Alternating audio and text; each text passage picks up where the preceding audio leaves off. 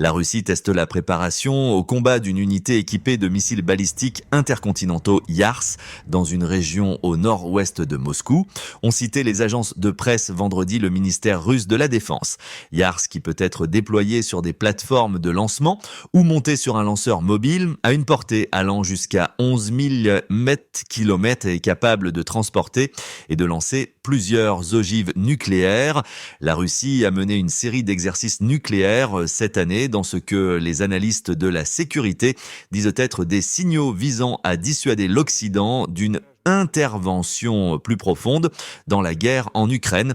Le dernier exercice topo se déroule dans la même semaine où l'OTAN lance ses manœuvres nucléaires annuelles. Il était le président ukrainien Volodymyr Zelensky a révélé son plan de victoire. Le président russe Vladimir Poutine a déclaré le mois dernier que Moscou avait élargi la liste des scénarios qui pourraient le pousser à utiliser des armes nucléaires, abaissant ainsi effectivement le seuil de leur utilisation. L'Ukraine a accusé Moscou de chantage nucléaire lors du dernier test.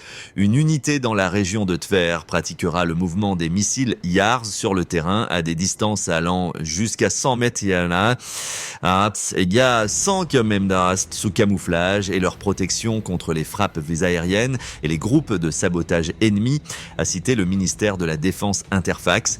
La Russie a précédemment mené 2 séries d'exercices impliquant des unités de missiles Yars. Elle a également organisé 3 groupes d'entraînement cette année pour tester les préparatifs au lancement de missiles nucléaires tactiques qui ont une portée plus courte et un rendement inférieur à celui des missiles stratégiques intercontinentaux.